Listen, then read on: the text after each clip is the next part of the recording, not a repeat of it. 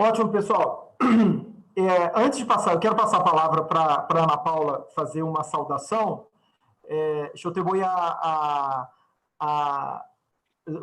tener que hablar en portugués un ratito para explicar a la gente qué está pasando. Dale, Tudo Alberto. bom? Tudo bom. Espera aí que alguma coisa voltou. O som está voltando em algum lugar.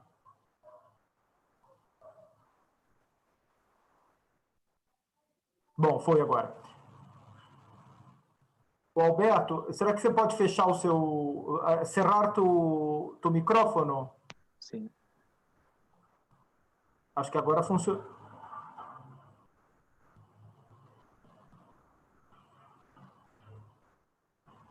Acho que agora funcionou, né? Né? Bom, pessoal, eu só quero explicar o que está acontecendo, né? É que o som está voltando para mim, eu não sei por quê. Por que será que o som está voltando para mim? Vocês estão me ouvindo duas vezes? A gente só te ouve uma vez, não está tendo retorno, não. Ah, então sou eu que estou tendo retorno. Pode ser porque a sua janela do YouTube está aberta. Então eu vou falar e daqui a pouco eu coloco o audífono aqui. Pessoal, é o seguinte, só para ficar muito claro, a aula do professor Alberto era uma aula que a gente estava com uma grande expectativa, tanto que ela é a aula final do nosso curso de extensão da Universidade Federal Rural do Rio de Janeiro. Nós temos aqui 90 alunos inscritos no curso, não é? São 90 alunos que fazem o curso de extensão sobre Direito Internacional e Relações Internacionais, em termos de pandemia, e essa aula do professor Alberto é a aula final de encerramento do nosso curso. Só que, para nós, era uma presença tão ilustre, tão importante, que nós resolvemos fazer também um evento que está sendo transmitido por streaming, e esse evento está vinculado à Universidade do Estado do Rio de Janeiro, que está sendo transmitido por YouTube, por streaming, para todas as pessoas que têm interesse em escutar o professor Alberto e ouvir o professor e os seus ensinamentos.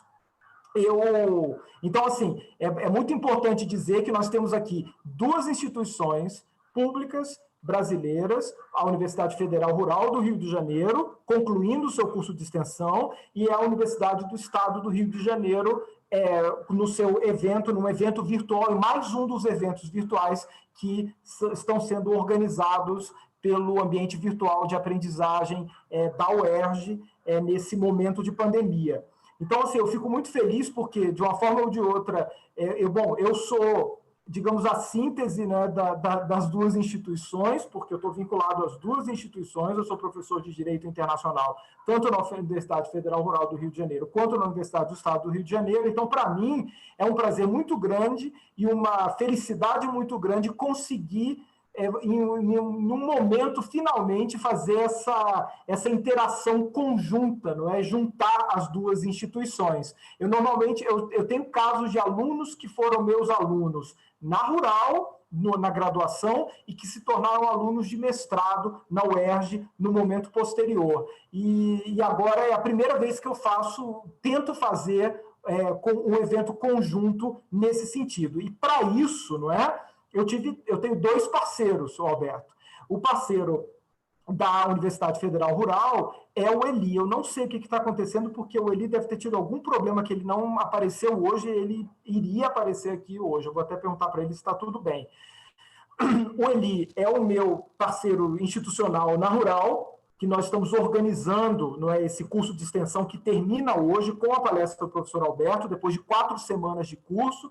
Nós tivemos acho que foram 30 professores falando, foi muito sucesso mesmo, eu estou muito satisfeito com o resultado final desse curso. E, por outro lado, eu tenho a minha parceira, Ana Paula, que é professora adjunta de Direito Internacional na Universidade do Estado do Rio de Janeiro, minha colega, e tem sido uma grande companheira, uma grande parceira de eventos, que eu me sentia, às vezes, meio sozinho na UERJ para organizar coisas, e hoje a Ana Paula, ela, desde o ano passado, nossa professora efetiva, tem se tornado, nós já éramos, tínhamos uma simpatia, eu acho que ela é recíproca, né, Ana Paula?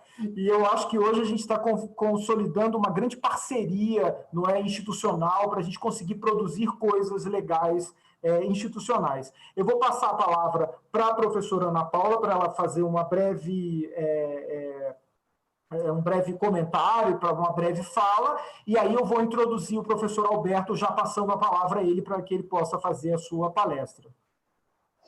Boa noite a todos. Antes de qualquer coisa, eu gostaria de agradecer imensamente ao professor Rafael, não apenas pelas palavras elogiosas, mas também pela parceria e esse porvir nosso dentro do Departamento de Direito Internacional. Acho que vai ser muito exitoso, a gente tem muita coisa aí programada. A pandemia não nos impediu, não é, Rafael? A gente está tocando e levando à frente muita coisa interessante. E gostaria de agradecer também imensamente a todos que estão aqui presentes, dar as boas-vindas à comunidade da UERJ, que está aqui hoje, todos os alunos da graduação, da pós, os nossos membros do NEPED, também dar as boas-vindas aos estudantes da Universidade Federal Rural, que estão aqui, finalmente, o nosso convidado, ilustríssimo convidado, o professor Alberto, de um streaming lá da Argentina, né? Muito gentilmente compartilhando seus conhecimentos conosco. Estamos muito felizes e prontos para ouvi-los. Obrigada. Eu resolvi o meu problema, gente. Era que, na verdade, o YouTube estava aberto atrás. Aí ele que estava me dando o retorno como se fosse a mesma coisa. Eu não sei se a Kênia ainda está online, mas a Kênia é a chefe de departamento do meu departamento na Universidade Federal Rural do Rio de Janeiro, e ela também está aqui prestigiando a sua fala, o Alberto. Bom, o Alberto, todo mundo, assim, eu tenho que começar falando por isso, né? O Alberto é meu amigo, a gente já passou por muitos eventos juntos, né? A gente já fez muita coisa junto na Argentina, no Brasil. O Alberto, inclusive, me enfiou uma vez num evento em... eu vou falar uma bobagem muito grande, mas eu não estou nem aí, Alberto, porque eu falo essa bobagem sempre, né? Oh meu Deus, em Santa Fé, não é? Claro. E numa viagem maravilhosa, foi um evento extraordinário, eu vou falar dessa bobagem que eu não estou nem aí, eu sempre falo, né, Alberto? Inclusive, a minha filha, ela foi concebida nessa viagem, não é? Tanto que eu digo que ela é rosarina de coração, não é assim, argentina de concepção. Eu falando bobagem, mas eu não estou nem aí, né? As pessoas me acham realmente, enfim. Mas o Alberto é esse amigo de longa data, de muita parceria, muitas coisas que a gente conseguiu fazer juntos, não é? Algumas coisas que a gente imaginava que não seria possível, não é? Que vamos aos trancos e barrancos, com todas as crises dos nossos países, e a gente consegue tocar as coisas, né, Alberto?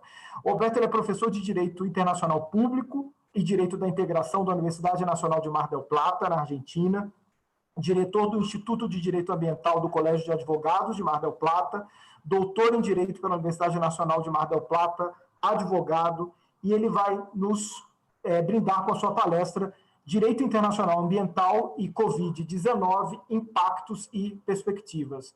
Alberto, muchas gracias por tu participación en los dos eventos, que son dos eventos simultáneos, y te recibimos con todo el corazón. Y muchas gracias por todo. Ya te paso la palabra para que nos brinde con tu ponencia, tu presentación. Muchas gracias. Bueno, Rafael, muchísimas gracias. Se nota que sos amigo mío, así que por todo lo que decís. Quiero agradecer a la Universidad del Estado de Río de Janeiro y la Federal también, ¿no? De Río de Janeiro, las dos universidades. Quiero agradecer a Ana Paula, la profesora Ana Paula, a quien conocí en Río de Janeiro y con quien también compartimos ese curso, y quedé impactado del nivel académico de Ana Paula, así que mis saludos para ella. Y por supuesto agradecer a todos los que están en este momento cursando, terminando este curso de extensión y además a los que están también a través del YouTube. Como verán, yo voy a hablar en español, no hablo en portugués, pero creo que nos podemos entender, así que voy a tratar de falar devagar. Yo necesitaría, por favor, que me habiliten el compartir pantalla para poder compartir con ustedes una presentación. No sé si Rafael o Ana. Ya está. Bueno, muchas gracias. Bueno, el tema que nos convoca y que yo agradezco especialmente que me hayan invitado es ni más ni menos que la situación generada por esta pandemia internacional, pandemia, por eso es internacional, pandemia del COVID-19, y a propósito del derecho internacional del medio ambiente. Esta pandemia que se instaló a fines del año pasado, primero en China, luego en Europa, y ahora con mucha virulencia en América, y que ha generado una situación mundial inédita, una crisis no vista por lo menos desde la Segunda Guerra Mundial, que pone a la sociedad y pone a todos un poco patas para arriba, perplejos, para ver cómo podemos reaccionar y cómo salimos de esta coyuntura tan crítica, ¿no? Aprovecho para mandar mi abrazo fraternal al Brasil, porque sé que Brasil está atravesando especialmente una situación muy delicada en cuanto a contagios, en cuanto a víctimas, que se suma también a una situación política bastante complicada, así que mi abrazo esperando que Brasil pueda encontrar el camino que tiene que encontrar una gran nación y un gran pueblo como es el pueblo brasileño. Y ante esta situación del COVID, esta pandemia que la Asamblea General de las Naciones Unidas calificó como una amenaza a la salud, a la seguridad, al bienestar humanos, una grave disrupción de las sociedades y las economías, resolución 74-270 de la Asamblea General de las Naciones Unidas, cabe preguntarse si el sistema internacional está respondiendo de manera adecuada, si tiene las respuestas para crisis como las presentes, y parece como que los resultados o las pruebas no son del todo satisfactorias. ¿Y por qué el derecho internacional del medio ambiente? ¿Tiene que ver el derecho internacional del medio ambiente con el COVID-19? Y claro que sí, claro que sí. Tiene que ver porque la pandemia se propaga en un ambiente y ese ambiente es el ambiente natural y el ambiente social creado por el hombre y creado por la sociedad actual, que ha sido el nicho biológico que permitió una expansión inédita en tiempos récord, en cantidad de países, en cantidad de personas, y ha sido en parte fruto de esta sociedad global, esta globalización que nosotros estamos viviendo. Entonces, pandemias hubo, y habrá muchas seguramente, epidemias también, pero el COVID-19 realmente tiene una característica, es la primera pandemia de la globalización. Hoy el virus se contagia en un país y merced a un vuelo internacional, en cuestión de horas lo encontramos en otro continente. Hoy las ciudades albergan millones de personas en condiciones que no son las adecuadas para la vida y es caldo de cultivo para entonces la propagación del virus. Hoy hay muchas personas en el mundo, cerca de 3 millones de personas en el mundo que no tienen acceso al agua potable, y el agua es un elemento imprescindible para evitar la propagación de la pandemia. O sea, ¿cómo no tiene que ver entonces el ambiente y el derecho internacional del ambiente con el COVID-19? Como yo sé que es un curso de extensión y probablemente haya gente que no sepa de derecho internacional, o tal vez sí, me gustaría entonces hacer una presentación de manera tal que aquellos que no hablan el español entiendan mejor lo que quiero decir. Cuando nosotros hablamos de derecho internacional del medio ambiente, nunca tenemos que olvidarnos que es un subsistema dentro del derecho internacional. El derecho internacional, ese cuerpo normativo, ese conjunto de normas y principios que regulan las relaciones internacionales, que regulan los comportamientos de los sujetos de derecho internacional, y que tiene características muy particulares, como por ejemplo la descentralización, ser un derecho de coordinación y no de subordinación, y en donde está presente siempre el principio de soberanía estatal. Algo de lo que habló, por lo que pude escuchar al final de la intervención de Rafael, el ponente anterior. Entonces no podemos olvidarnos que el derecho internacional del medio ambiente es un dominio bastante nuevo que nace en el siglo pasado, fundamentalmente en la década del 70, con la Declaración de Estocolmo del 72, que se inserta en un ordenamiento jurídico muy particular en donde encontramos al Estado como protagonista principal y la soberanía como un cimiento sobre el cual se va a estructurar este derecho. Pero también es cierto que este derecho internacional sufrió cambios, acompañando los cambios de la sociedad, y dentro de esos cambios se puede hablar de un derecho internacional contemporáneo, en donde observamos el surgimiento de intereses comunes que exceden el interés de los estados, por ejemplo, la protección del ambiente, la protección de los derechos humanos, y que de alguna manera erosionan o reconfiguran el ejercicio de la soberanía estatal. Entonces, dentro de ese esquema, rápidamente lo estoy diciendo, aparece el derecho internacional del medio ambiente como ese conjunto de normas que va a proteger, cuyo objeto es la protección del ambiente y de sus componentes. Pero este derecho se enfrenta a paradojas que nos muestra la realidad, que son muy aplicables a las paradojas que estamos viendo en la defensa o en la lucha contra el COVID-19.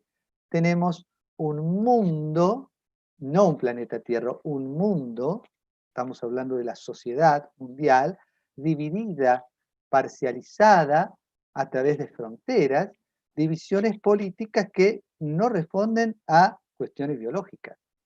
Entonces, el derecho internacional debe regular un ambiente que por naturaleza es transfronterizo y sin embargo tiene que hacerlo a partir del reconocimiento de fronteras y de límites políticos. Después otra paradoja, tenemos la responsabilidad de todos en el cuidado del ambiente, pero sabemos que hay estados que son más responsables históricamente y también en términos presentes de los problemas que estamos viviendo en el mundo. Entonces, hay una responsabilidad histórica de algunos estados, sobre todo los desarrollados, los que han vivido y han logrado un nivel de vida adecuado, muy superior al de otros estados, gracias a la explotación y sobreexplotación de los recursos naturales, y son los estados que ahora exigen naturalmente, bueno, estándares ambientales adecuados. Esto lo podemos ver también en paralelismo con el COVID-19. Tenemos un mundo signado por las asimetrías, por las diferencias de estados, en términos de desarrollo, en términos de tecnología, en términos de salud, en términos de capacidad hospitalaria, en términos de respiradores, en términos de desarrollo de fármacos, de vacunas. Esa es la realidad que subyace en el mundo y que el derecho es llamado a regular. Por otro lado, tenemos otra paradoja. Grandes recursos naturales, tal vez los más importantes, se encuentran hoy en los países o bien emergentes o bien países subdesarrollados. Entonces, el derecho internacional del medio ambiente se encuentra con este panorama que es el telón de fondo, digo yo, del derecho internacional y un avance que no es satisfactorio. No tenemos una definición de qué es ambiente en el derecho internacional, una definición. No tenemos una organización internacional del medio ambiente. Fíjense, hay una organización mundial del comercio, hay una organización mundial de la salud, Organización Marítima Internacional, muchas organizaciones, y sin embargo no tenemos una organización internacional universal sobre cuestiones ambientales. No existe un tratado de protección ambiental general. Tenemos muchos instrumentos, sobre todo soft law, principios, declaraciones de principios universales, y muchos tratados que van a ir regulando sectorialmente. Y no hay una instancia judicial o jurisdiccional internacional para asuntos ambientales. Este es el panorama. ¿Cuál es el telón de fondo? El telón de fondo en esto está en las grandes diferencias de los estados y los intereses económicos que hay justamente detrás de los estados. Y cuando digo estados, me estoy quedando a lo mejor corto, porque hoy grandes actores de la realidad internacional ya no son los estados, sino son las corporaciones, las grandes corporaciones económicas que están por detrás de todo el desarrollo o no de normas internacionales para protección del ambiente.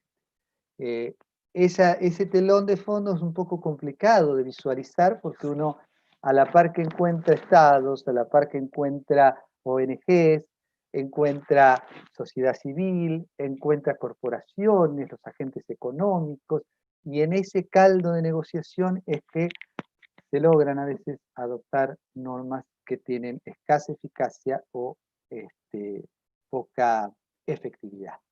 Bueno, los hitos, acá marcamos los hitos que todo el mundo suele señalar cuando habla de Derecho Internacional del Medio Ambiente, la Cumbre de Estocolmo, el informe Brundtland, que es el que acuña el principio de desarrollo sostenible, la Cumbre de Río, ECO 92, la Cumbre de Johannesburgo, la Cumbre de Río +20, los Objetivos de Desarrollo Sostenible de la ONU 2015, y ponemos como un hito en signo de pregunta si la pandemia, el COVID-19, realmente significará un punto de inflexión en el tema ambiental. No los voy a aburrir con las normas ambientales o cómo se estructura, pero sepan que tiene una forma particular de crearse las normas ambientales internacionales, en donde hay mucha presencia de soft law, derecho blando o derecho en formación, ¿sí? Y además hay una regulación claramente sectorial, es decir, se va regulando a partir de determinados componentes. Supónganse cambio climático, biodiversidad, mar, contaminantes orgánicos persistentes, etc. ¿Sí? Entre las fuentes de creación, fuentes formales de creación de este derecho son las mismas que el derecho internacional general, costumbre, convenciones, y ahí aparecen los principios con un gran interrogante, porque el derecho ambiental es muy principista, pero dentro de este concepto amplio de principios vamos a encontrar distintas manifestaciones jurídicas. Fíjense que un principio como el principio de evaluación de impacto ambiental, hoy sabemos que es una costumbre internacional, porque lo ha declarado así la Corte Internacional de Justicia a partir del caso de las plantas de celulosa, Argentina-Uruguay. O sea que es un principio ambiental y a su vez es una norma de la costumbre, ¿sí? La prevención del daño transfronterizo también. Este es un principio importantísimo del derecho ambiental internacional, que en realidad viene de otro principio, que es el principio de debida diligencia o de uso inocuo del territorio. Y junto con los principios aparecen otras manifestaciones que están en proceso de aceptación como tales, en algunos casos como el enfoque precautorio, que ya se puede considerar un principio en algunas, no solo legislaciones nacionales, sino en ambientes regionales como la Unión Europea, por ejemplo. Sin embargo, en el plano universal todavía está en formación, y otros tantos principios ambientales. Si quisiéramos señalar el valor de la jurisprudencia de manera rápida para que se lleven un pantallazo, acá yo señalé algunos antecedentes jurisprudenciales que son fundamentales en el desarrollo de este corpus juris particular, ¿sí? El caso arbitral del 38, la Fundación Trelsmelter, Estados Unidos-Canadá, porque por primera vez se reconoce los límites a la competencia estatal, ¿sí? En el plano internacional arbitral, el caso de Conol de Corfú, de la Corte Internacional de Justicia, el caso de las plantas de celulosa, se los he comentado. Es muy interesante la opinión consultiva de la Corte del año 96, no tanto por lo que no dice la Corte, por lo que no dice la Corte Internacional de Justicia, que omite decir, pero es muy importante porque por primera vez aparece en la jurisprudencia internacional cosificado al ambiente como un bien jurídico más allá del interés de la soberanía estatal. Después yo les voy a mostrar cómo queda el párrafo que cosifica el derecho, el ambiente como un bien jurídico.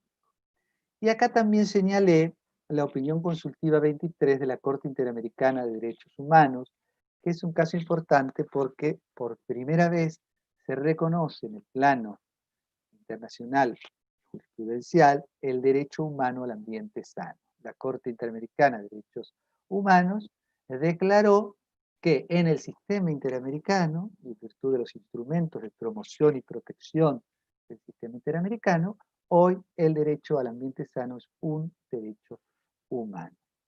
Y después les señalé también el caso de las ciertas actividades, la reparación del año 2018, Costa Rica, Nicaragua, porque es el primer caso donde la Corte Internacional de Justicia fija una reparación, una indemnización por daño ambiental y se expide sobre el método de determinar estos daños.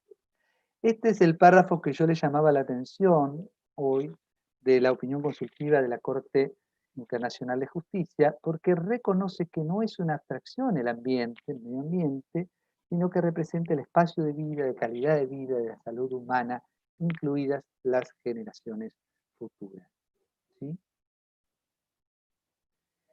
Dentro de este desarrollo del derecho internacional, y ya nos vamos acercando a lo que tenemos que hablar hoy por el contexto de pandemia, vemos también una interrelación entre dos campos normativos bastante modernos del derecho internacional.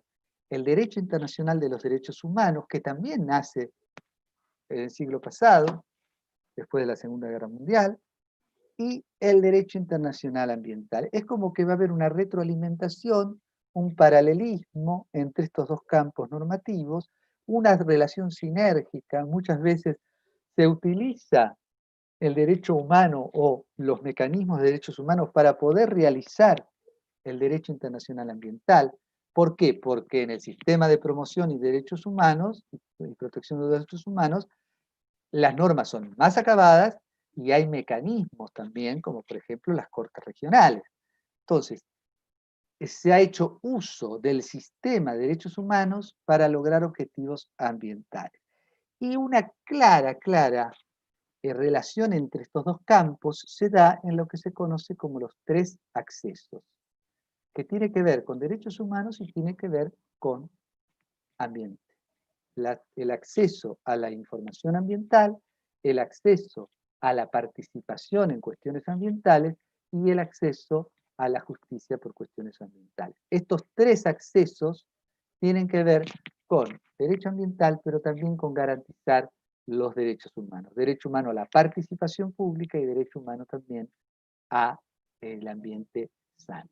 En el ámbito europeo tenemos el convenio de Aarhus, ya lleva muchos años, pero en el ámbito latinoamericano y caribe tenemos el flamante, el nuevo convenio de Escazú, adoptado en 2018, que está, si Dios quiere, próximo a entrar en vigor.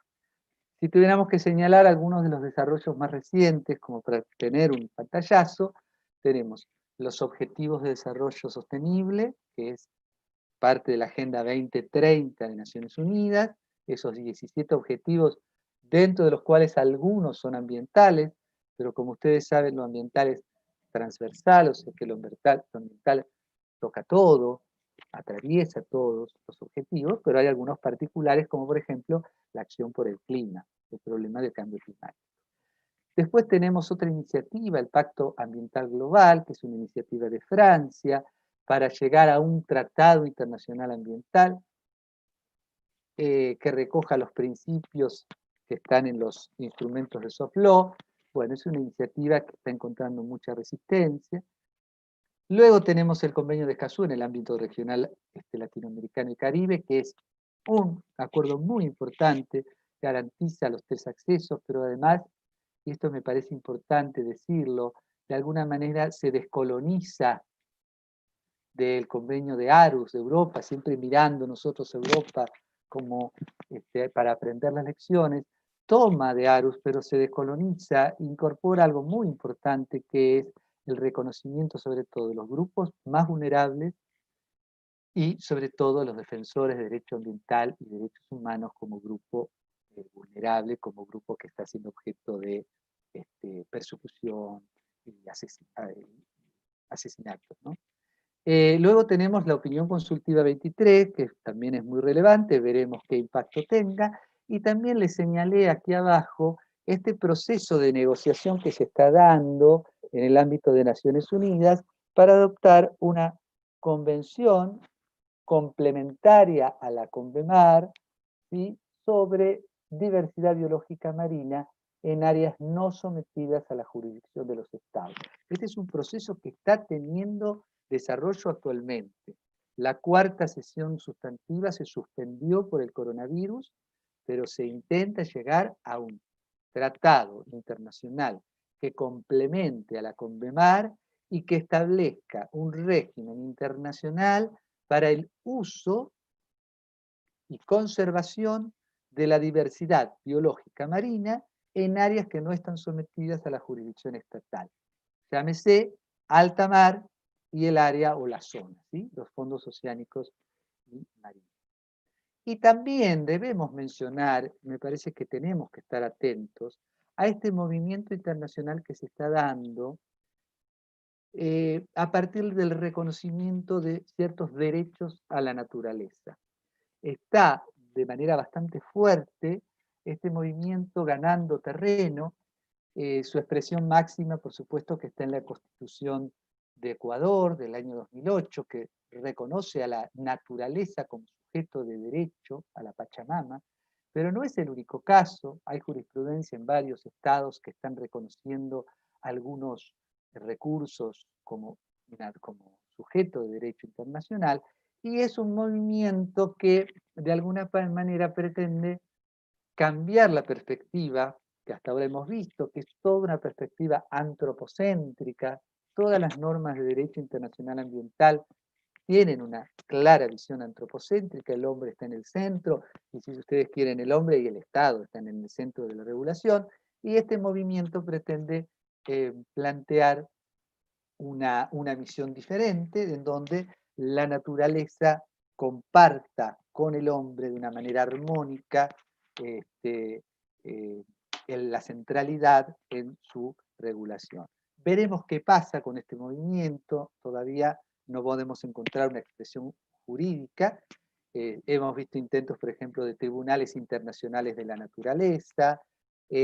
Vinculado con esto también es posible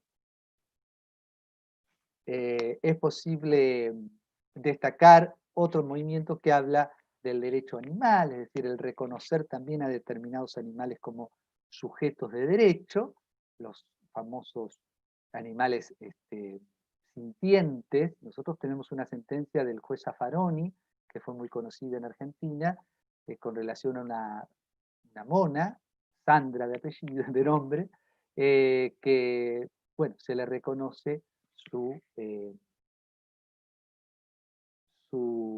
subjetividad relativa en tanto ser sintiente. Bueno, vemos entonces que hay todo un movimiento que está bastante fuerte, sobre todo en los ámbitos de los profesionales del derecho ambiental. Y entonces llegó el coronavirus. Este panorama, este desarrollo, siglo pasado, década del 70 hasta ahora, derecho internacional del medio ambiente, derechos humanos, relación derechos humanos-ambiente, necesidad de regulación, dificultades, etcétera, etcétera, aparece el coronavirus.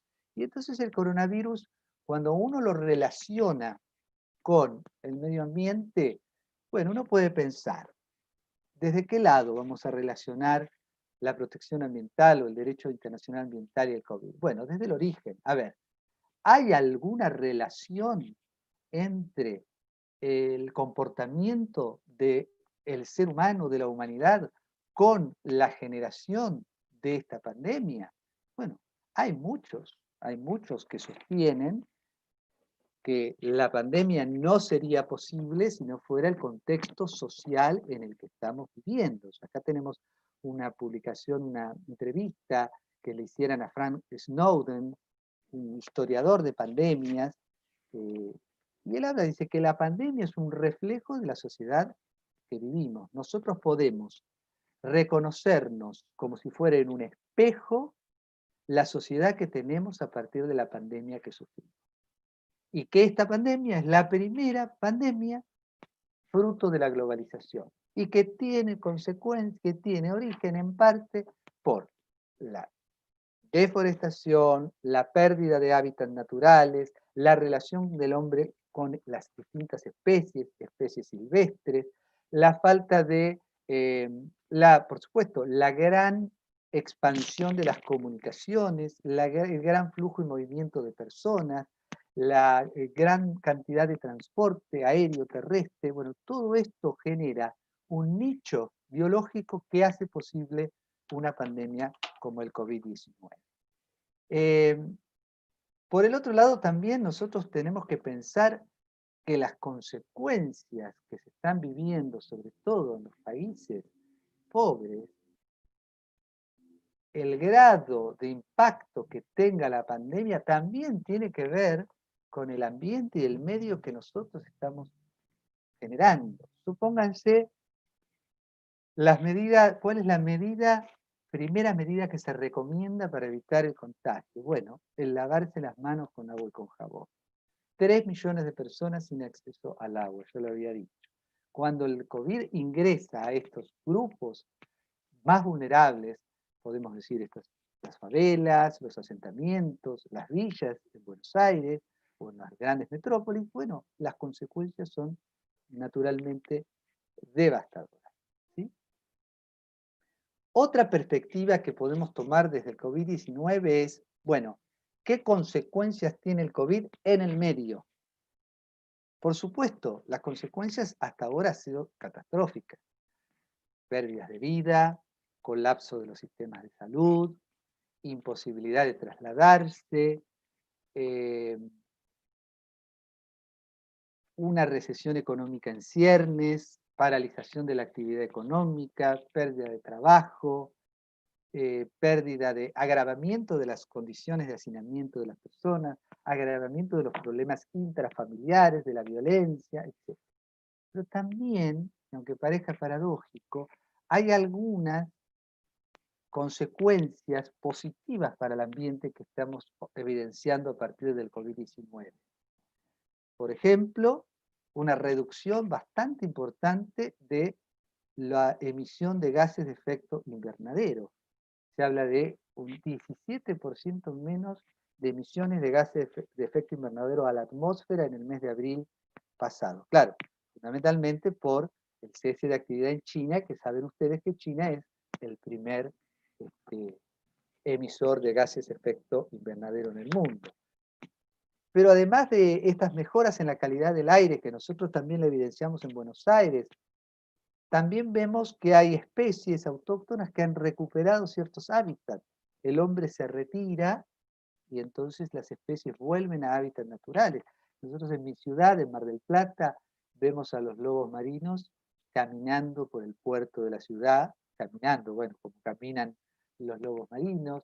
Bueno, muchas especies que no se avistaban durante muchos años en determinados lugares comienzan a ver. Ahora, estas consecuencias son consecuencias a corto plazo, porque en cuanto cese la pandemia, en cuanto comience la actividad económica, volveremos todo para atrás. En términos de respuesta internacional, bueno, yo sobre esto escribí un artículo que se va a publicar en Córdoba, es las dos perspectivas o los dos reflejos del derecho internacional. Por un lado, la soberanía estatal, los estados se han encaramado, se han apoyado en su soberanía nacional, adoptando medidas totalmente visibles, algunos adoptando medidas preventivas bastante estrictas, como el caso de la Argentina, y un país cercano como Brasil adoptando políticas diferentes, más desarticuladas. En todo caso, los estados dijeron, bueno, ejercemos la summa potestas hacia adentro y hacia afuera nuestra soberanía, cerramos fronteras, cerramos aeropuertos, generamos situaciones muy delicadas, por ejemplo, en materia de migraciones, ¿sí? Y después el otro reflejo es la cooperación internacional, que en este caso también la sociedad está en deuda. La cooperación internacional en esta materia está dejando mucho que desear y el claro ejemplo son los embates que ha tenido la Organización Mundial de la Salud, sobre todo por cuestiones ajenas a la cuestión sanitaria. Porque acá también el trasfondo que se da en esa gran disputa y en ese gran embate a la OMS, fundamentalmente es la lucha que hay entre las dos grandes potencias, Estados Unidos y China, lucha que primero fue económica, luego tecnológica, de posicionamiento geoestratégico. Lo cierto es que la cooperación internacional se encuentra rehén de conflictos ajenos a la situación de pandemia. Otro ejemplo, el Consejo de Seguridad de las Naciones Unidas. Fíjense que no ha podido adoptar una resolución dando respuesta a lo que pedía el secretario general de las Naciones Unidas, un alto al fuego en todos los territorios del mundo donde hayan conflictos armados, una moratoria humanitaria con motivo del COVID-19, y el Consejo de Seguridad no ha podido adoptar una resolución. ¿Por qué? Porque no quería Estados Unidos que se incluyera a la OMS en el texto de la resolución. Primero no quería China que se incorporara el origen del virus como origen chino. En fin, cuestiones que, como vuelvo a decir, pasan por otras arenas, pero lamentablemente contaminan la cooperación internacional. Y la gran pregunta es, después del COVID,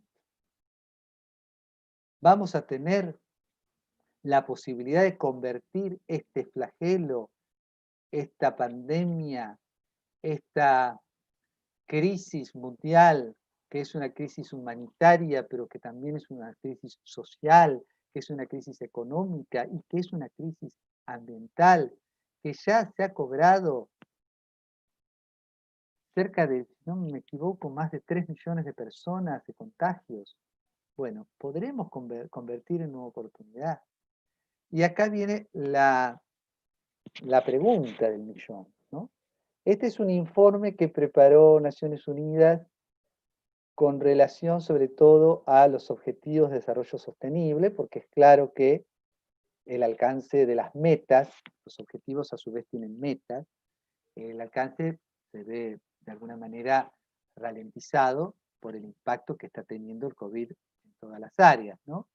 Pero bueno, justamente este informe de Naciones Unidas señala como algo positivo que se verifica una reducción de las emisiones de dióxido de carbono y que esto puede ser una mejora siempre y cuando los estados asuman el compromiso que tienen con el desarrollo sostenible una vez que la crisis pase. Entonces el COVID-19 o la COVID-19 puede ser un llamado a la reflexión y un llamado a la acción. Es decir, nos compele, nos obliga esta crisis a reflexionar como sociedad, a repensar nuestra relación con la naturaleza y con las otras especies con las cuales compartimos el planeta Tierra. Esta reflexión incluye pensar en modificar sustancialmente el modelo económico de producción y consumo, modelo que es insostenible, modelo que es inequitativo, modelo que, lejos de solucionar las asimetrías y los problemas estructurales que tiene el mundo, los profundiza, ¿sí? Dentro de este repensar y reflexionar, ¿qué mundo queremos? ¿Cuál es el mundo que tenemos que dejar a nuestras generaciones futuras? Tenemos que pensar en esquemas de cooperación innovadores basados en la solidaridad intra e intergeneracional apuntalando a la multilateralidad.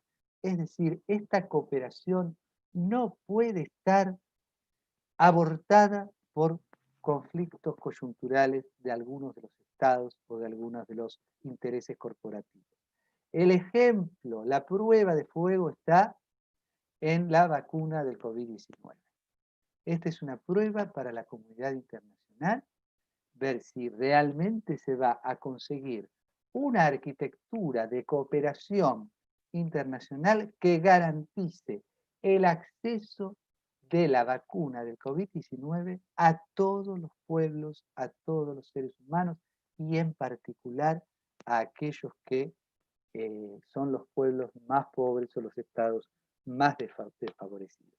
En ese sentido, ustedes deben saber que ya ha habido resoluciones de la Asamblea General e incluso resoluciones de la Asamblea Mundial de la Salud tratando de establecer mecanismos de cooperación para garantizar estos accesos. Pero acá nuevamente aparecen los intereses económicos, aparece el derecho de propiedad intelectual, las patentes, las grandes corporaciones farmacéuticas que exigen rentas y ganancias a partir del desarrollo de la innovación y tecnología. Y este es otro dato importantísimo. Después del COVID viene la reactivación de la economía.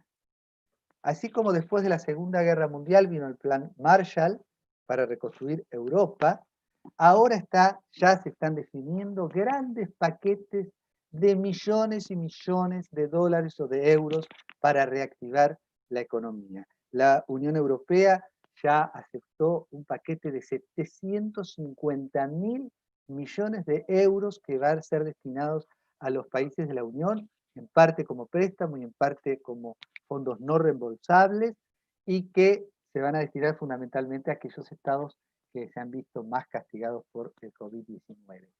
Esto es una oportunidad, porque ese gran paquete de dinero y de ayuda debe ser direccionado a una reactivación de la economía que sea sustentable, a proyectos que permitan una reconversión, por ejemplo, energética, alejándose del consumo de combustibles fósiles.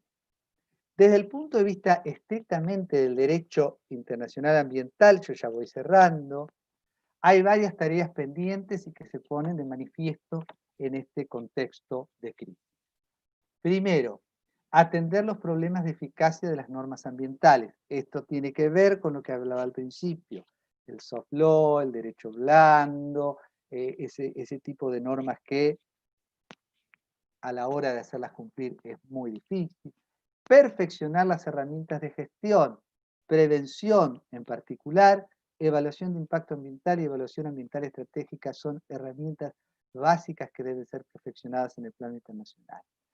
Avanzar en el marco jurídico internacional para la protección de personas en catástrofes. Esto es una deuda que está pendiente. Aquellos que trabajan en este tema saben que la Comisión de Derecho Internacional está trabajando ya hace muchos años para, ya adoptado un proyecto de artículos en segunda lectura, año 2016, sobre la protección de personas en situación de catástrofe. Esta es una catástrofe.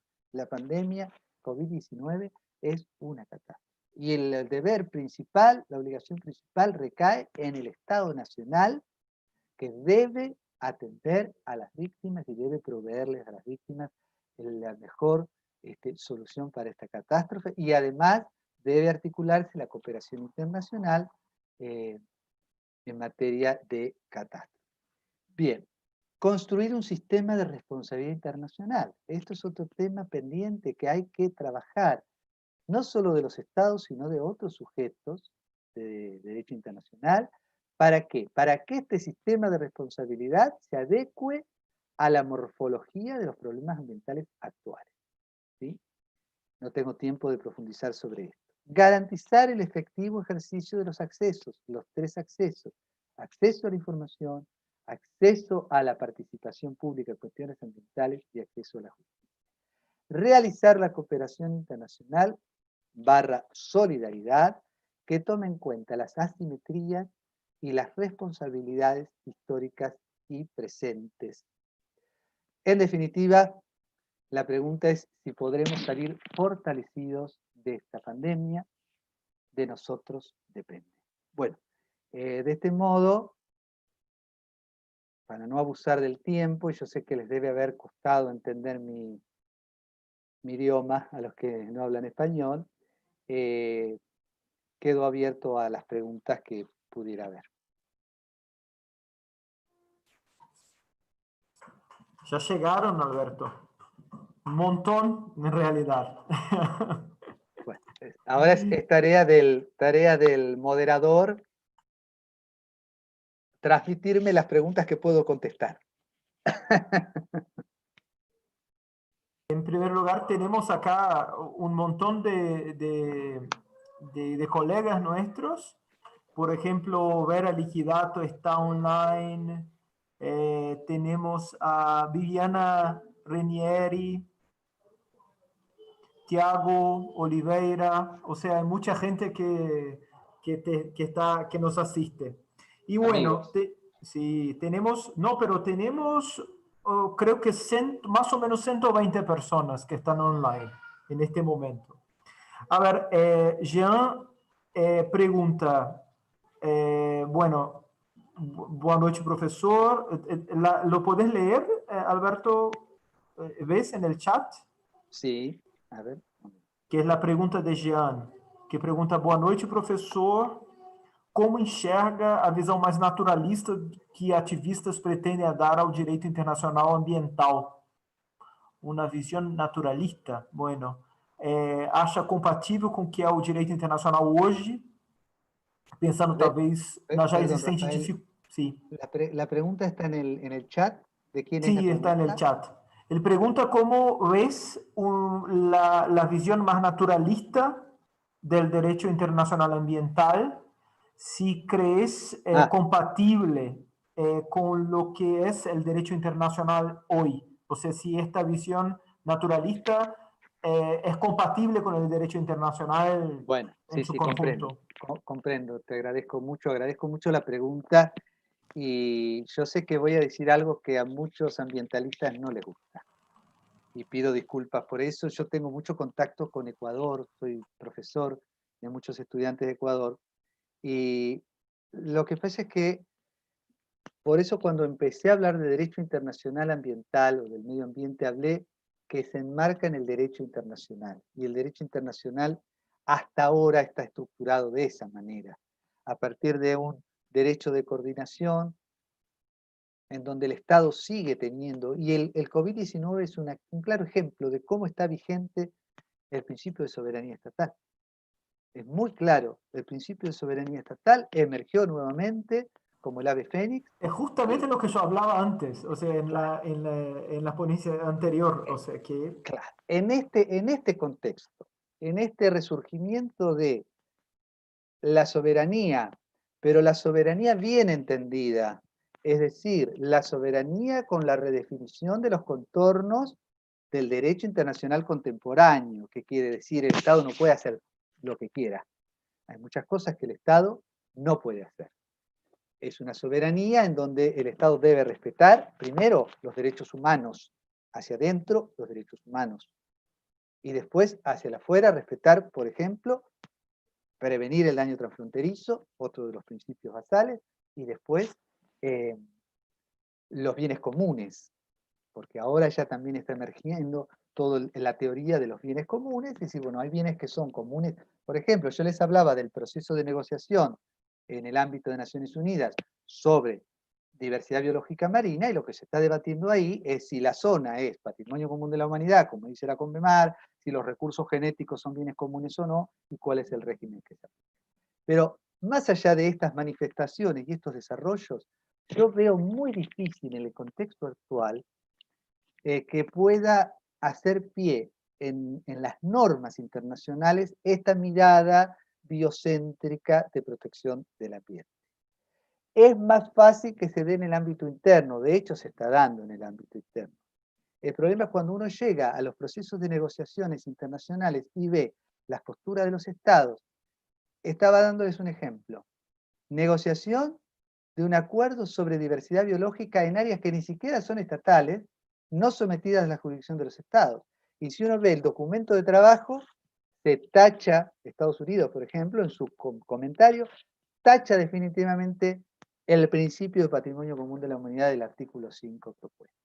Entonces, ante este panorama, un panorama en donde el principio precautorio no logra todavía consolidarse en el derecho internacional, son los propios estados los que dicen, no, es un enfoque, es un approach, no se sabe cuál es su contenido. Bueno, en ese contexto yo veo muy difícil que logre, digamos, una expresión jurídica que no quiere decir que no tenga su valor y que no quiere decir que haya que ceder en el esfuerzo. Pero en este contexto, y desde una mirada pragmática del derecho, funcionalista del derecho, yo creo que todavía es muy, muy difícil.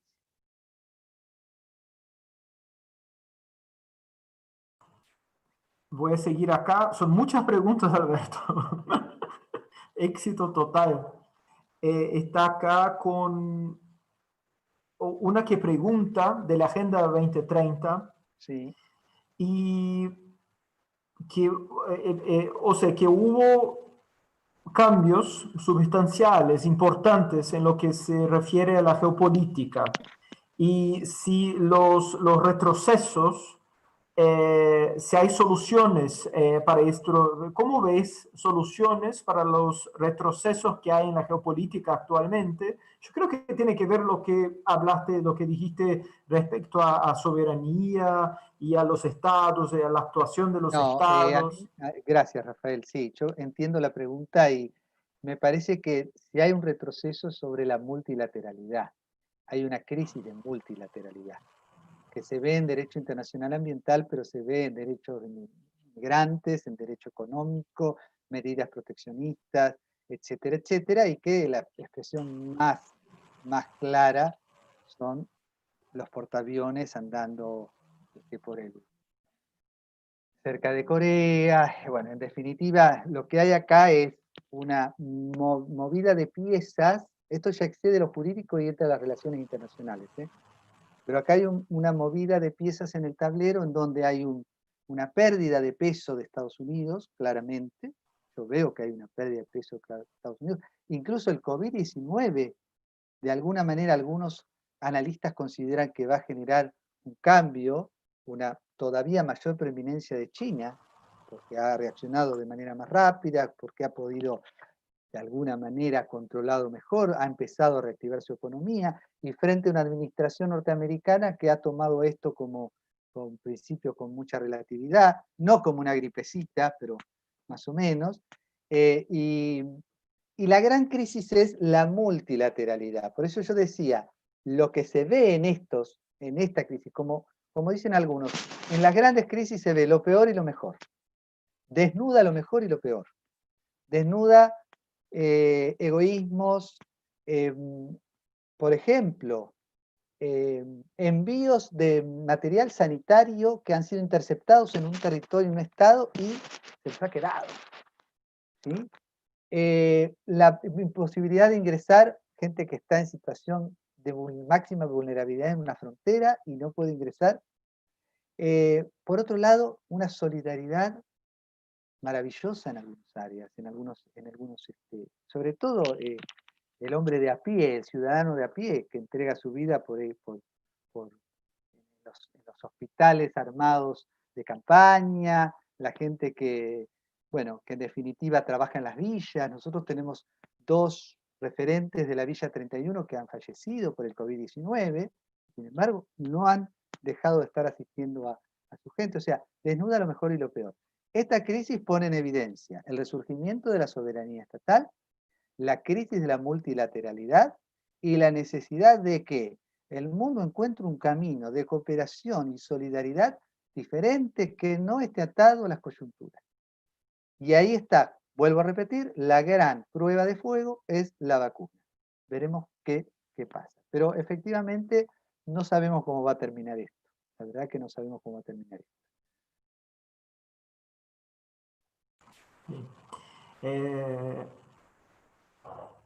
Otra pregunta de Wallace, Alberto, que tiene una pregunta respecto al paquete de acciones que propone el Partido Demócrata de Estados Unidos, que sería el Green New Deal, para tratar de los cambios climáticos y también de la desigualdad económica. ¿Cómo ves, o sea, esta relación entre desigualdad y los cambios climáticos y el medio ambiente, Alberto? Yo creo que sería más o menos eso, y así vas a responder justamente lo que pregunto. Yo destacaba, gracias Rafael, yo destacaba de Escazú la importancia que le ha dado a los grupos de vulnerabilidad, porque efectivamente toda esta problemática es una problemática global, pero que impacta de manera diferente en determinadas personas, en determinados grupos.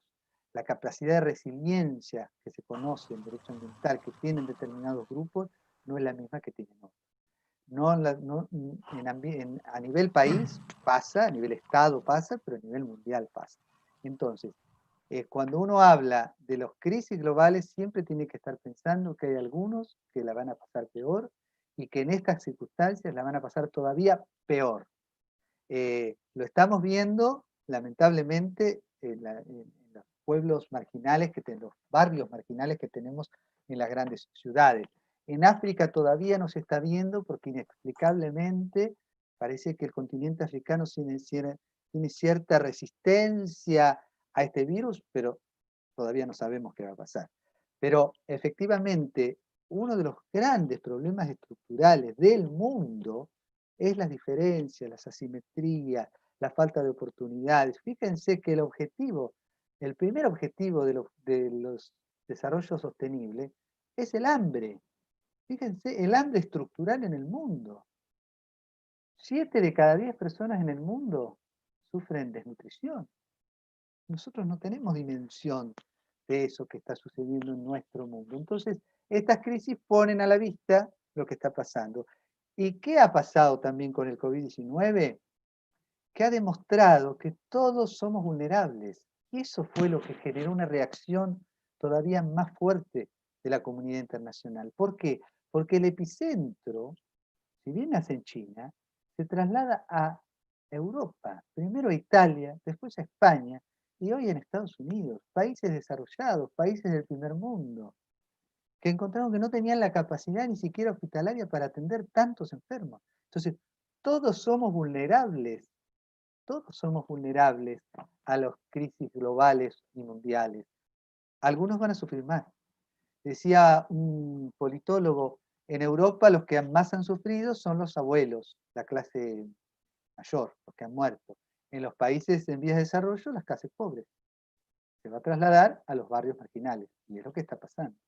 Entonces, sí, hay una clara relación entre vulnerabilidad, protección ambiental, asimetrías, falta de oportunidades, falta de recursos, falta de tecnología. ¿Por qué ustedes creen que las grandes negociaciones ambientales, los grandes foros de negociación, tienen 2 o 3 pilares? Uno, financiamiento. ¿Qué es lo que piden los países en vías de desarrollo pobres? Financiamiento. Porque si no, no pueden alcanzar un grado de desarrollo aceptable. Segundo, transferencia de tecnología, pero transferencia genuina de tecnología, no venta de paquetes tecnológicos, porque si no seguimos con la dependencia. Transferencia genuina de tecnología, que es uno de los temas que se está también negociando en Naciones Unidas con relación a la vacuna del COVID. No solo la vacuna, sino todo lo que es medicamentos y fármacos. Sí. Después te voy a pasar es un gráfico que tenemos de las muertes en San Pablo que tiene que ver con renta. Y la gente más pobre, los índices son increíbles y los más ricos es bastante bajo. O sea, porque... Y ahora, Alberto, tiene una pregunta que es muy interesante, que vamos a escuchar la opinión de un extranjero respecto a un tema que es un tema que tiene mucho que ver y que se habla bastante acá en Brasil, pero siempre con no sé, con restricciones. O sea, que sería la posibilidad, hace la pregunta Gabriela Porto, que es estudiante de maestría en la UERJ. Ella pregunta respecto a la posibilidad de desarrollo en el derecho penal internacional de nuevos tipos penales, como por ejemplo el ecocidio, y la posibilidad de responsabilidad haciendo uso de un tipo penal como este. Y la misma Gabriela pregunta también respecto a la posibilidad de responsabilidad internacional del Estado, o sea, del Estado brasilero, que, por ejemplo, y todo eso hace en un contexto que pregunta respecto a la Amazonia.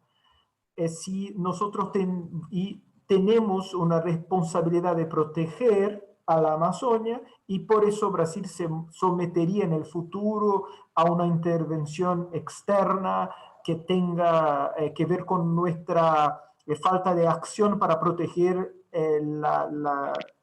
las florestas tropicales y todo. O sea, tiene dos preguntas. Es una Yo pregunta... diría que son más de dos. Sí, sí, pero Yo diría escucho. que son varias preguntas. En realidad son varias preguntas.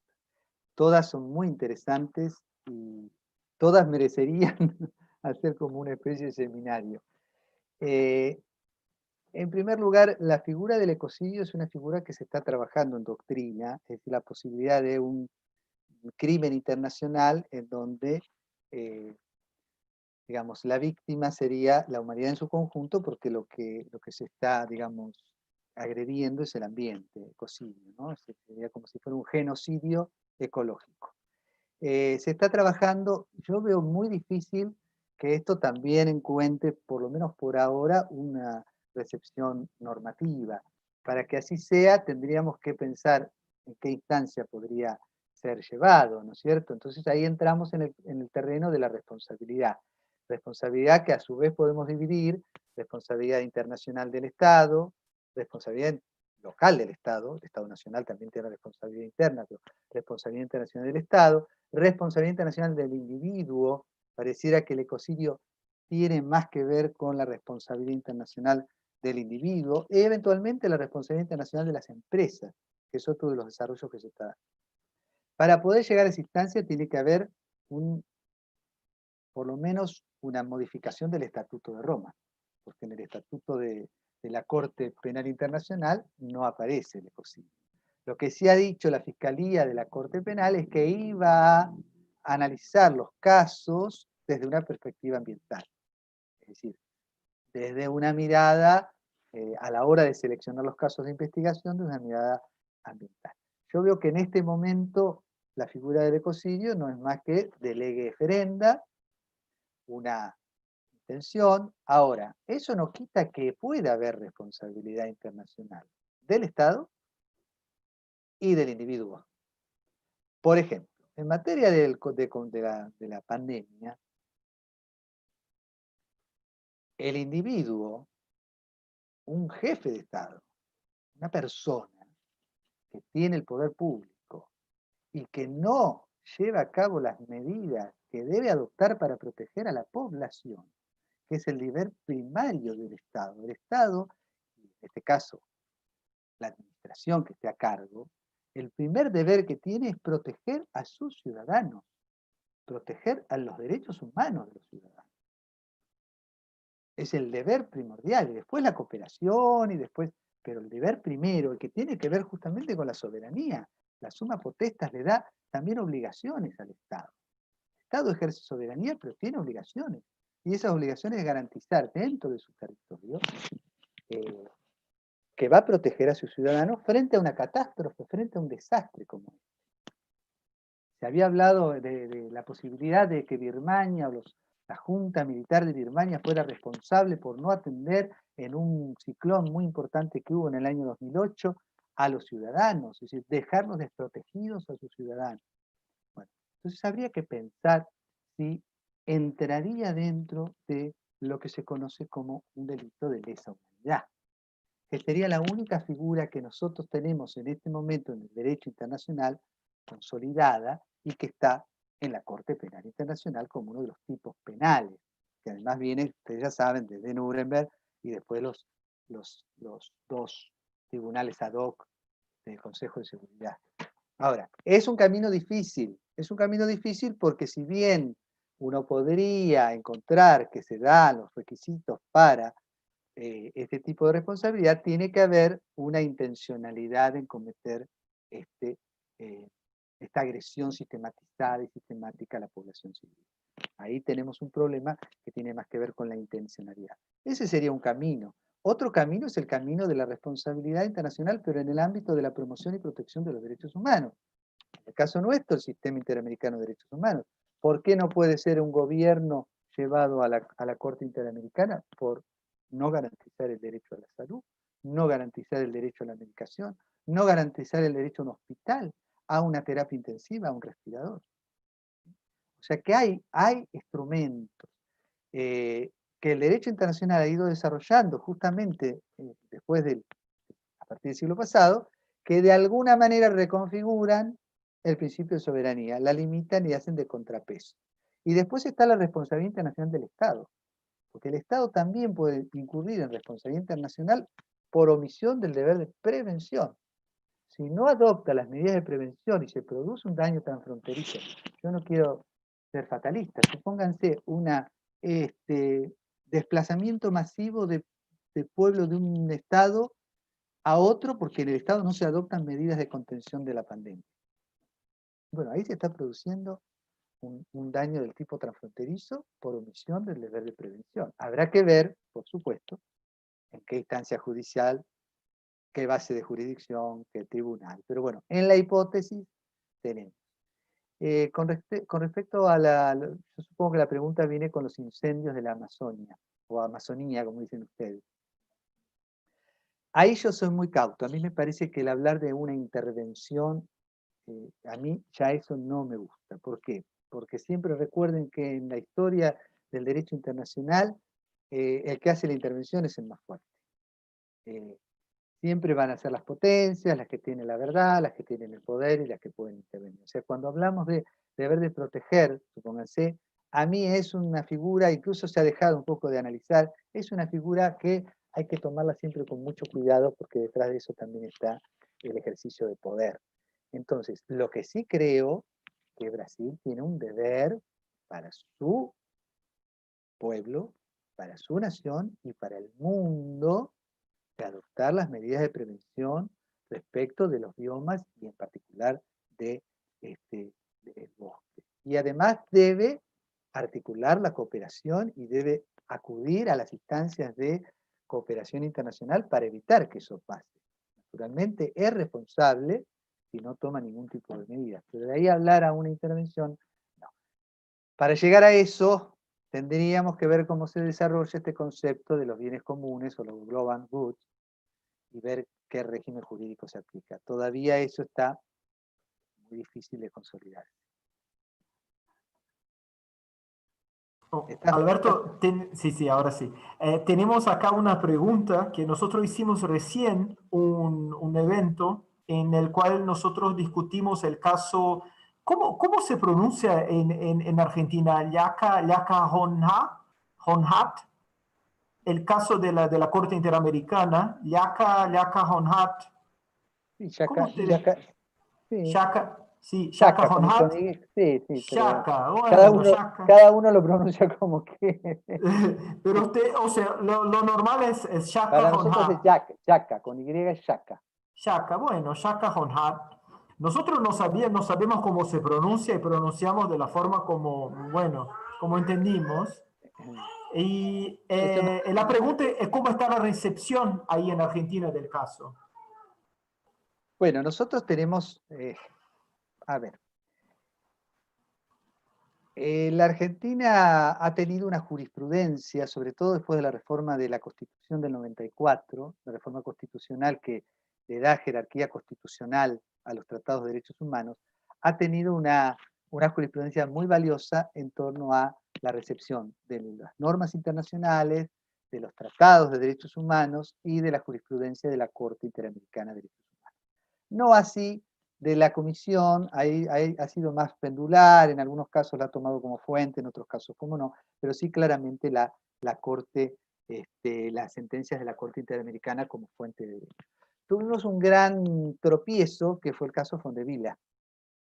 Ustedes lo habrán escuchado, que si está ahí en línea mi gran amigo Tiago Oliveira Moreira, tocayo mío, estamos trabajando sobre un artículo sobre ese tema, porque ahí la Corte Suprema de Justicia de la Nación en su nueva composición, es decir, una vez que cambió el gobierno, ya con la administración de Macri, en su nueva composición, dictó una sentencia que de alguna manera significaba un retroceso al reconocimiento de la Corte Interamericana. ¿Por qué? Porque decía, la Corte Interamericana había declarado que la sentencia del Tribunal Superior de la Corte Suprema de Justicia de la Nación era contraria al sistema interamericano y debía ser dejada sin efecto la sentencia de la Corte Argentina. Entonces la Corte Argentina dijo, no, no es un tribunal de cuarta instancia, de ninguna manera puede revisar lo que dice la Corte Argentina, etcétera, etcétera. Felizmente eso se resolvió a partir de un diálogo entre las dos cortes, la nacional y la interamericana, se resolvió a partir de cartas, unas cartas que se enviaron, quedó bastante saneado, y luego la Corte parece que volvió un poquito a encauzarse por el mismo camino. En ese sentido, creo que Argentina todavía podemos decir que es un ejemplo en cuanto a la receptibilidad del derecho interamericano, de derechos humanos, los pronunciamientos de la Corte Interamericana, más allá de que después en la práctica sea muy difícil cumplir las sentencias. El grado de cumplimiento de las sentencias es bajo, pero al menos desde la teoría se toma así en Argentina. La mayoría de los doctrinarios siguen esa línea. Perfecto. Es un movimiento mundial, ¿no? Esta tensión se nota ahora en Alemania respecto a la Unión Europea y al Tribunal de Justicia de la Unión. O sea, tiene que ver con lo que dijiste antes, que estamos en un momento en que las soberanías están recobrando el poder que tenían antes. Bueno, Alberto, tenemos más preguntas acá, pero yo creo que si seguimos, vamos muy lejos. Entonces yo voy a... Ahí se incorporó, Rafael, se incorporó Eli, así que no sé si vos querías darle la palabra. Me gusta Sí que esté hacemos. conectado, porque también Yo por voy respeto. a... Sí, hacemos así también, Alberto, que las preguntas que fueron enviadas ahora, yo puedo pasar a estas personas tu contacto para que te puedan como preguntar directamente y puedas contestar, porque hay una acá de Januario y todo. ¿Puede ser? Con todo gusto. Y si Perfecto, no, cuando vaya a perfecto. Río de Janeiro, en la próxima nos encontramos todos y, También. y lo charlamos de manera conjunta. También. Y ahora entonces yo invitaría a Eli y a Ana Paula. Vamos fazer o nosso encerramento agradecendo o nosso convidado. Eu queria só chamar atenção para uma coisa. Nós vamos encerrar o evento com o professor Alberto, só que os os alunos do curso de extensão, eu peço para que continuem online, para que nós possamos finalizar o curso dando algumas indicações para vocês, tá certo? Bien, Eli, te passo a palavra para você saudar o nosso convidado. O Eli estava com restrições para ingressar, dizia, não, pero eu não vou ingressar agora, que Alberto está no meio de sua ponência e não sei o que. Cosa eu dizia, Eli, vení, andate. Hola, Alberto. Me alegra verte, Eli. Quedé muy impresionado con tu palestra en el curso de Río sobre TBIs y tratados bilaterales de inversiones. La verdad que una de las personas que más me ha sorprendido en esos temas, así que me encanta escucharte y tenerte acá. Y a mí también me alegra verte, aunque sea por el mail electrónico. Espero que estemos juntos en Río próximamente. También con Ana Paula, que está, ¿no? Sí, claro. Sim, estou aqui.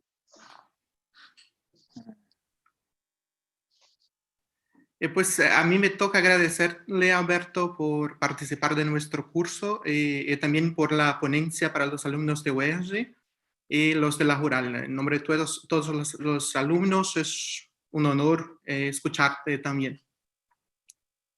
Bueno, muchísimas gracias, Eli. Un placer para mí. Yo seguiría hasta la madrugada si hace falta. Eu quero agradecer. Encantaria, seguramente. Não posso falar em português. Muito obrigado, cumprimento. Fala sim, fala sim, fala sim. E muito bem. E muito bem, não é? Se a gente enrola no portunhol, Alberto, você enrola também. Não podia ter final melhor, né? Uma integração entre o ERJ rural, entre Brasil e Argentina, não podia ser um final melhor para o Não curso podia. do que ter o Alberto com a gente. Não podia. Ana Paula, você quer falar umas palavras? Aí eu finalizo. Somente agradecer mais uma vez a oportunidade, as palavras maravilhosas do nosso professor, e agradecer a todos que estiveram aqui, participaram ativamente do chat, tanto do YouTube quanto da plataforma Zoom. Foi uma atividade excelente. Parabéns, Rafael. Alberto, eu vou finalizar em português, porque eu sei que você me entende, e o nosso público, a gente realmente manteve um número muito grande de pessoas durante a sua fala, tanto aqui na plataforma Zoom, quanto no chat e na transmissão do YouTube. Um sucesso, né? As pessoas queriam ouvir o professor Alberto, queriam que a gente fala bastante do professor Alberto, que é bastante conhecido, né, nos corredores da UERJ, principalmente por causa dessa ligação. Então, muita gente veio para cá por isso. Mas eu tenho alunos da Rural, tem inclusive uma orientanda minha, a minha monitora, que ela está extremamente interessada na Universidade Nacional de Mar del Plata, e ela veio me procurar, deve ter mais ou menos um mês, mais ou menos. Ela falou assim, ô Rafael, você conhece alguém na Universidade Nacional de Mar del Plata? Aí eu quase que eu fiz assim, como assim você conhece alguém? Eu conheço a pessoa ideal para isso, né? Então, acho que você vai ter alguém te perturbando, querendo fazer alguma coisa aí em Mar del Plata futuramente. Eu só tenho a agradecer. Rafael, ya que decís, nosotros, aprovecho de informar, la Facultad de Derecho de la Universidad Nacional de Mar del Plata tiene un programa de doctorado para extranjeros. Es un programa muy interesante, yo soy profesor de doctorado, porque es intensivo, o sea que vienen en enero y en julio. Tenemos estudiantes de Brasil, muchos, de Colombia y de Ecuador sobre todo. Es un programa muy interesante, así que están invitados si quisieran venir. Y por supuesto, si tu doctoranda quiere venir a hacer un research, una investigación en Mar del Plata, con todo gusto la recibimos, claro que sí. Que além de ser uma universidade espetacular, com várias pessoas, vários amigos nessa universidade, extremamente competentes, é uma cidade maravilhosa, né? É um paraíso. Mar del Plata é realmente um paraíso. Eu não sei o que os argentinos vão fazer em Punta del Este, tendo Mar del Plata, eu fico me perguntando, o que vai todo mundo para Punta, né? Não sei, enfim. Mas eu quero agradecer, em nome do nosso curso de extensão, Alberto, a sua presença aqui hoje, a sua fala, a sua apresentação. Em nome do NEPED da UERJ, foi o primeiro evento conjunto que eu acabei fazendo e organizando com o Eli, com a Ana Paula, tentando fazer essa ponte, não é? Porque a gente não queria desperdiçar uma fala do Alberto, ou seja, queríamos usar a oportunidade de uma fala sua para a gente dar maior acesso possível e tornar o mais amplo possível acesso à sua palestra e à sua fala. Então, eu agradeço em nome do NEPED e da Ana Paula pela sua palestra, pela oportunidade que você nos deu aqui, nos brindou nessa noite, e junto com o professor Eli, meu colega, parceiro, co-coordenador, que é o que nós somos, né, desse curso de extensão que a gente encerra no dia de hoje. Eu acho que não teve forma, como ele disse, melhor da gente terminar essa nossa jornada, que tem 4 semanas que os alunos estão tendo 6 módulos por semana, então assim, é bastante intenso, e fechamos hoje com a sua presença, que foi realmente muito especial, muito, muito competente, como sempre, e com um número incrível de participações e de perguntas que a gente nem conseguiu responder todas que fizeram as perguntas. Alberto, eu agradeço e a gente se vê quando essa pandemia passar, né? Estava reclamando que esse ano, como é que vai fazer? Eu não vou na Argentina esse ano, né? Eu bato ponto na Argentina 2 ou 3 vezes ao ano, como é que eu vou fazer? ¿No? Y la última vez que estuvieron, tomaron clases de tango en Mar del Plata. Classe de tango. Martina! Hasta Martina tomou classe de tango. Martina tomou classe de tango. Aliás, é o vídeo do Instagram dela que tem mais sucesso, é o vídeo da Martina dançando tango no curso. Bueno. É isso, então. Muito obrigado a todos, a todos. Eu vou conversar com o Vitor para a gente finaliza, para finalizar também a transmissão para o UERJ. Nós ficamos, ele e eu, com os nossos alunos do curso de extensão. Tá certo, Alberto? Muito obrigado. Obrigado.